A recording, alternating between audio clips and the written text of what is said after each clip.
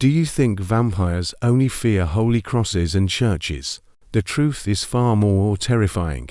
In today's Tales Mythology episode, we uncover why these immortal creatures trembled before vampire hunters more than divine power itself. From Dracula and Akasha to legendary hunters like Van Helsing and Blade discover the secrets that changed vampire history forever. Don't miss out.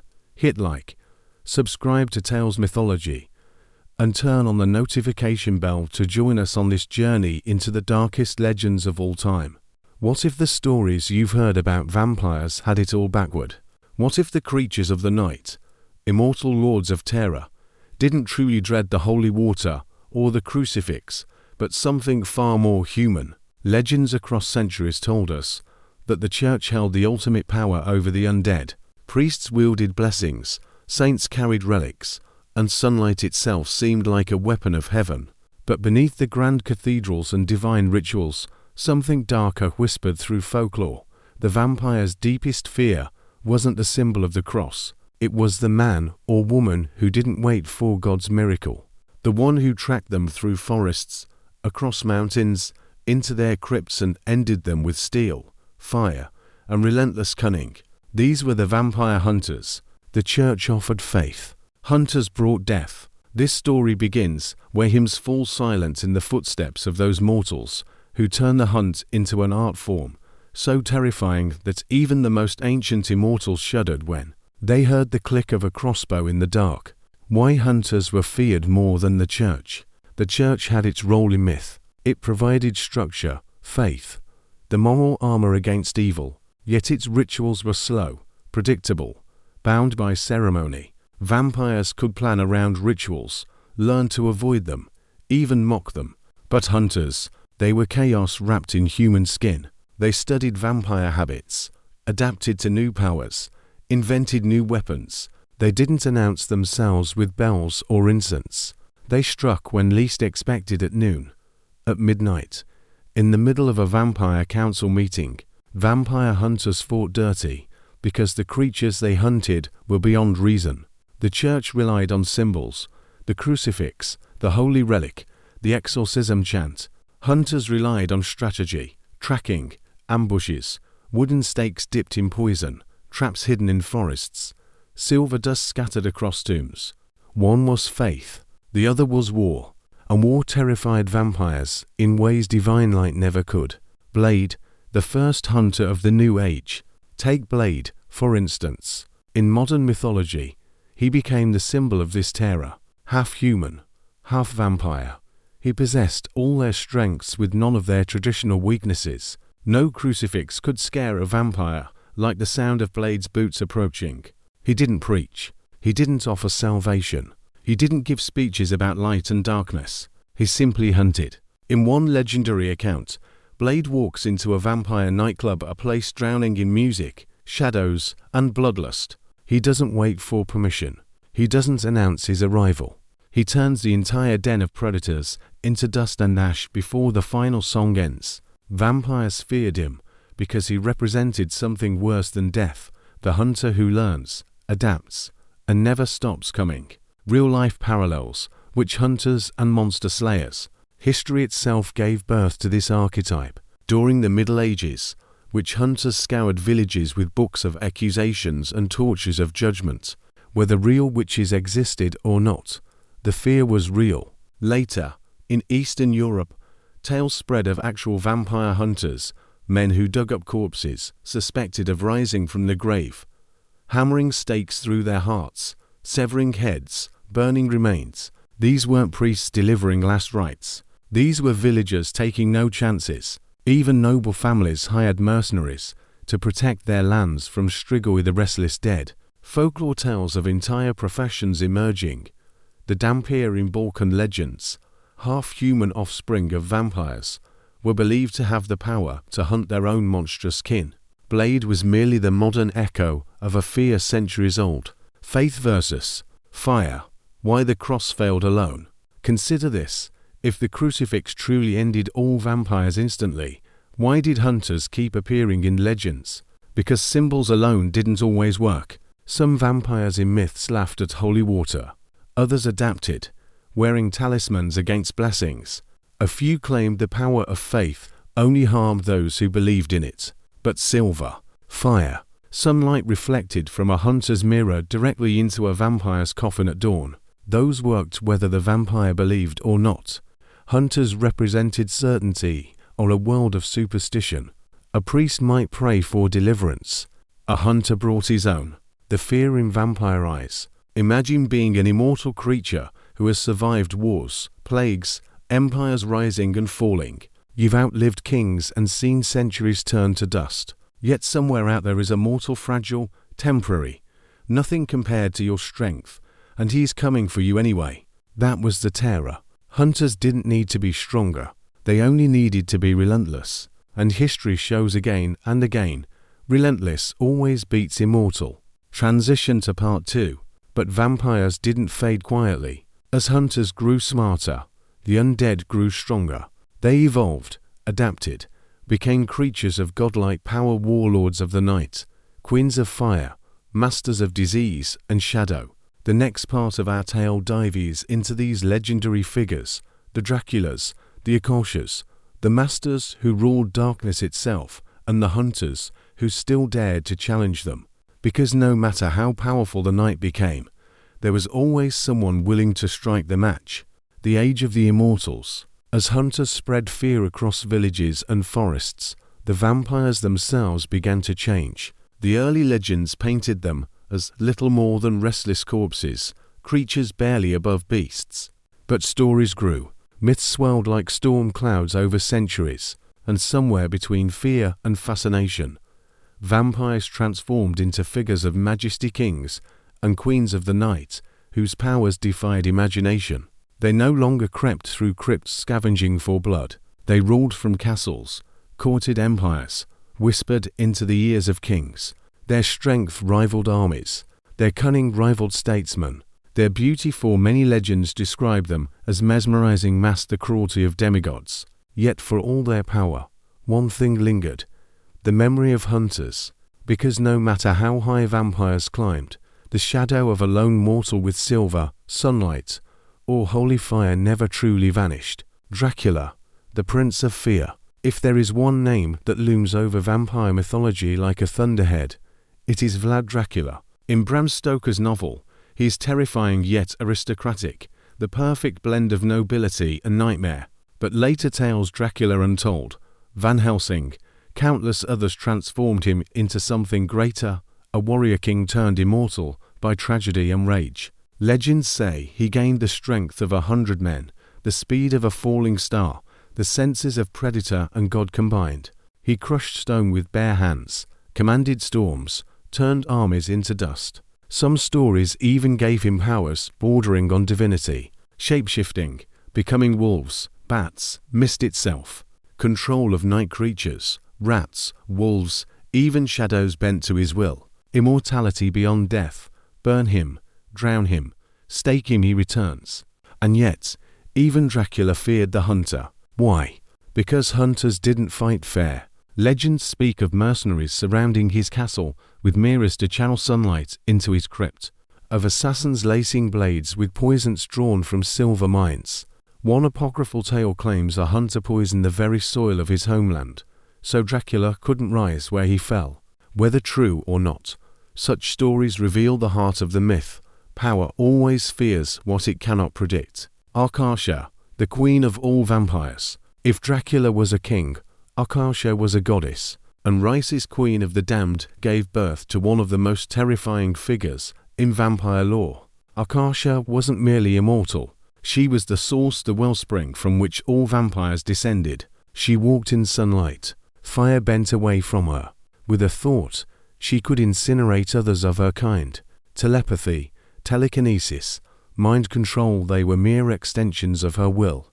When she spoke, entire bloodlines trembled, because to kill Akasha was to kill every vampire bound to her origin. And yet she fell, not to the church, not to divine wrath, but to betrayal hunters among her own kind who turned against her when her hunger for domination threatened even them. The irony was almost poetic. The mother of monsters undone by rebellion, just as mortals once rebelled against the gods of Olympus. Selene, the warrior evolution. Then came Selene of the underworld saga, a creature of speed, precision, and sheer willpower. Unlike Dracula's tragic grandeur or Akasha's divine tyranny, Selene was war incarnate. She was faster than bullets, stronger than beasts, able to take down super lycans with ferocity unmatched. As the films progressed, she consumed the blood of immortals, evolving beyond every known weakness: sunlight, silver, even death itself. Yet what set Selene apart wasn't just power, it was strategy. Hunters feared vampires because they were predators. Vampires feared Selene because she fought like them, adapting, calculating, exploiting weaknesses with terrifying precision. She blurred the line between hunter and hunted. Real-life parallels, empires and invincibility. History offers strange echoes of these myths. The Roman Empire believed itself eternal until barbarian tribes, unpredictable, relentless, shattered its borders. The Aztec Empire viewed conquistadors as supernatural at first, until disease and steel ended centuries of dominance. Even the British Empire, upon which the sun never set, eventually watched colonies rise against its rule. Power breeds overconfidence. Overconfidence breeds downfall. So too with vampires. No matter how strong, fast, or immortal they became, legends always gave them raw sunlight, silver, fire, betrayal, because a perfect monster kills the story itself. The Master, demon in the shadows. Long before Buffy the Vampire Slayer turned him into a household name, the Master archetype haunted vampire lore. The idea of a progenitor, ancient and demonic, whose powers eclipsed entire bloodlines.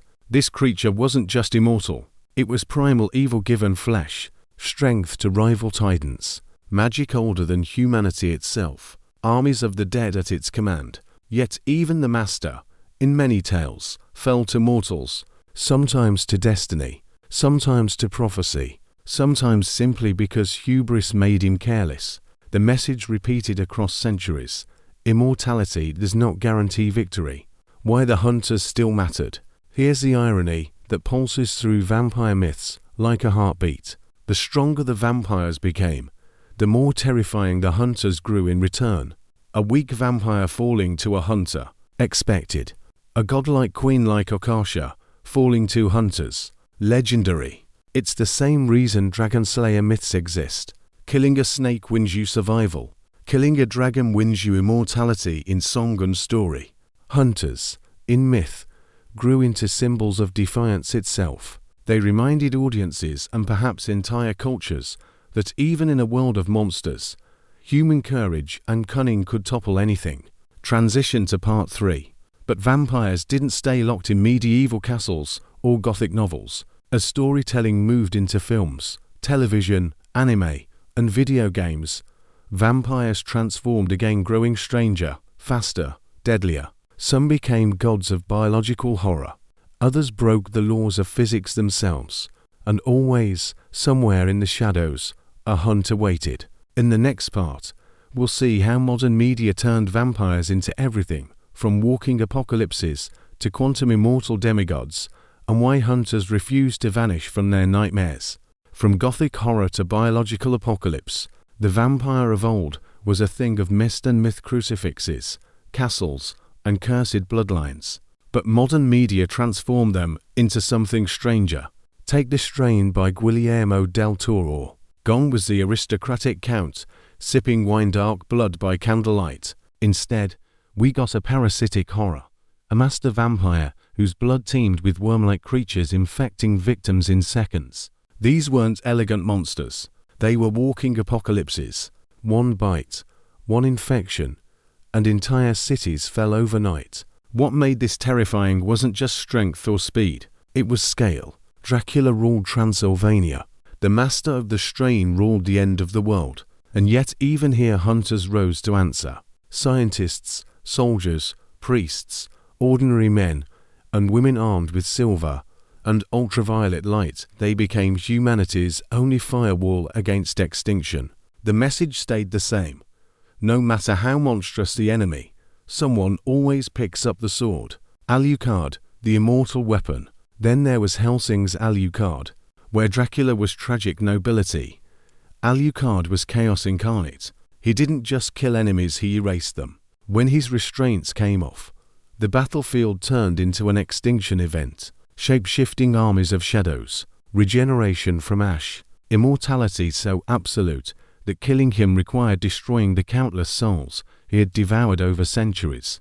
And after absorbing Schrödinger, yes, the cat paradox turned into a character. Alucard achieved quantum immortality. He existed everywhere and nowhere, alive as long as he believed he was. Try hunting that. And yet even here, hunters persisted. Secret organizations, holy orders, soldiers with blessed silver bullets. Because no matter how strong the monster, the story demands someone to stand against it. Vampire Hunter D, the lonely blade.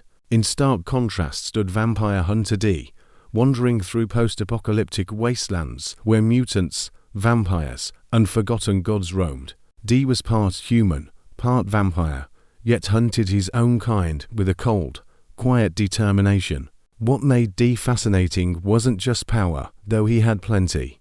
Cutting through mountains with his sword, surviving nuclear blasts, moving faster than perception itself. It was his melancholy. D carried himself like a knight out of time, weary yet relentless, as if he knew the hunt would never end, but refused to stop anyway.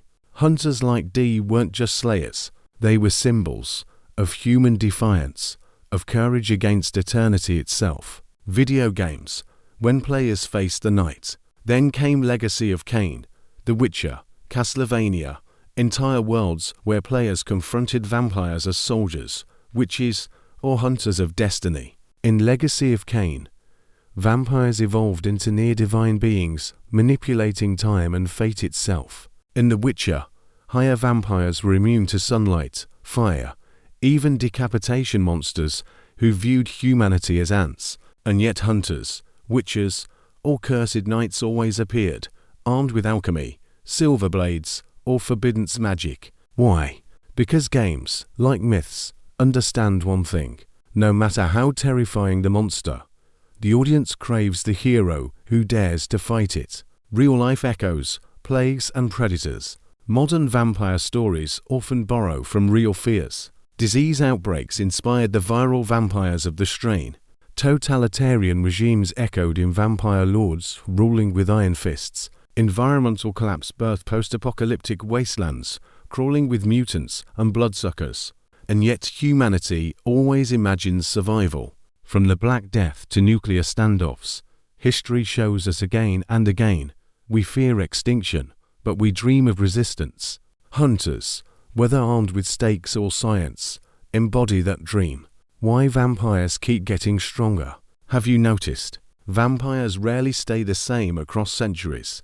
Medieval vampires feared sunlight and garlic. Victorian vampires became seductive aristocrats. Modern vampires shrug off crosses, bullets, even nuclear fire. It's as if each generation asks, what would scare us now? From medieval peasants, it was plague and damnation. For modern audiences, it's pandemics, extinction, loss of identity itself. So vampires evolve, but so do hunters. UV lamps replace torches. Sniper rifles replace crossbows. Science joins faith in the endless duel between night and day. Transition to part 4.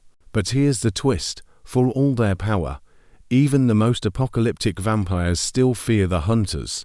Because hunters are human and humans cheat. They invent, adapt, ambush. They don't play fair. Part 4 takes us deeper into this psychology. Why the hunter, not the priest or the soldier, remains the vampire's ultimate nightmare. From Van Helsing to modern monster slayers, we'll see how strategy, obsession, and courage turn fragile mortals into legends. Why vampires feared the hunter above all. Think about this for a moment. A vampire might survive holy water. It might outwit priests, overpower soldiers, even shrug off sunlight with enough evolution or magic. But a hunter, hunters studied them, followed them, learned every strength, every weakness, every blind spot across centuries. They adapted as vampires adapted, trap for counter-trap, weapon for counter-weapon, myth for counter-myth. Worse, hunters didn't fight for power or empire. They fought for vengeance, for obsession, for reasons vampires could neither predict nor manipulate. How do you scare something that doesn't fear death? You give it an enemy who refuses to stop living until the monster is gone. The psychology of the hunter. Hunters in mythology often carry a strange duality. Part warrior, part scholar. They gather lore, track patterns, memorize feeding cycles, map crypts. Part zealot, part pragmatist. Some see the hunt as holy work. Others treat it like pest control. To a vampire used to ruling peasants and slaughtering armies, this was terrifying. You could reason with a priest. You could bribe a king. You could hypnotize a crowd. But a man who has burned his own village to kill a single vampire, who will march through storms and stake your coffin at noon while arrows rain down, that man is not predictable. That man cannot be bought. And unpredictability is death to immortals. Van Helsing, the archetype of obsession. No name in vampire hunting rings louder than Gabriel Van Helsing. Bram Stoker gave him to the world in Dracula, but later films turned him into something larger. Scientist, monster slayer, half knight, half outlaw. Van Helsing embodies the terrifying idea that knowledge itself kills monsters. He mixes religion with technology, folklore with gunpowder, medieval superstition with modern science, crossbows firing silver stakes, mirrors reflecting sunlight into tombs, alchemical firebombs for nests of the undead. To vampires, he was worse than any crusader. He wasn't after their souls. He was after their extinction. Guerrilla warfare in the night. Hunters fought like insurgents long before the word existed. They used ambush tactics, attacking at dawn when vampires were weakest. They used psychological warfare, spreading rumors of daylight weapons, poison blood, cursed stakes. They even used decoys, corpses laced with explosives, fake victims drawing vampires into kill zones. Vampires ruled by terror. Hunters gave terror back, sharper and more personal. Imagine a warlord vampire expecting peasants to flee, only to find entire villages armed with silver dust and waiting in silence. That's the difference between fear of God and fear of hunters. God might forgive. Hunters wouldn't. Real-life parallels, the Empire versus the Rebel. History offers familiar echoes. The Mongol Empire, unstoppable until guerrilla fighters in jungles slowed them with ambushes. Colonial powers, brought low not by armies, but by rebels using terrain and cunning. Even modern superpowers losing wars to smaller forces who refused to surrender. Vampires were the empire. Hunters were the rebellion. Strength commands fear, until someone proves strength bleeds like anything else. Modern hunters. Science joins the fight. As vampires evolved in fiction, so did hunters. In Blade, hunters used UV light grenades, silver-edged swords, even genetic weapons targeting vampirism itself. In The Strain, scientists designed chemical sunlight and parasite-killing bioweapons. In games like The Witcher, hunters brewed potions, giving them superhuman reflexes for a single night of slaughter. This merging of folklore and science terrified vampires because it stripped away mystery. A crucifix might fail, but ultraviolet lasers, silver shrapnel bombs. Technology didn't ask for permission from gods or myths. It just worked. The hunter's obsession, a tale of two extremes. Hunters in myth often fall into two archetypes. The tragic slayer, driven by revenge, like Abraham Whistler in Blade or even Geralt in The Witcher at times. They lose families, friends, entire villages, and dedicate every breath to the hunt. The professional killer, cold, methodical, almost mercenary-like. No drama, no speeches, just efficiency. Like D from Vampire Hunter D. Both scared vampires for different reasons. One burned with unstoppable rage. The other killed without emotion at all. Passion you can manipulate, but cold efficiency. That's terrifying. When hunters become legends, the greatest irony. Hunters eventually become as mythic as the creatures they kill. Van Helsing stands beside Dracula in literary immortality. Blade rivals the vampires he hunts in power and fame. Vampire Hunter D walks through centuries of novels, games, and anime like a phantom of judgment. Even in folklore, names of real vampire slayers survive: villagers who dug up graves, soldiers who hunted strigoi in Romanian hills. It's as if cultures wanted balance. For every monster of the night, a killer of monsters. Transition to part 5. But myths always end the same way. The monster falls. The hunter disappears into legend. The world resets until the next shadow rises. In part 5, we'll draw lessons from this endless war. What vampire myths reveal about power, mortality, human courage, and why even gods in darkness can fall to a single spark of light. The fall of monsters. Every vampire myth, from ancient Balkan tales to modern Hollywood blockbusters, ends the same way. The creature falls. It doesn't matter how powerful, ancient, or invincible the vampire seems. The queen who walks through fire, the lord who commands storms, the master who infects cities with his blood. Eventually, the stake finds the heart. The sun burns through the clouds. The hunter's trap snaps shut. Why? Because myths aren't about monsters winning. Myths are about courage staring terror in the face and not blinking. What vampires really represent. On the surface, vampires are just supernatural predators.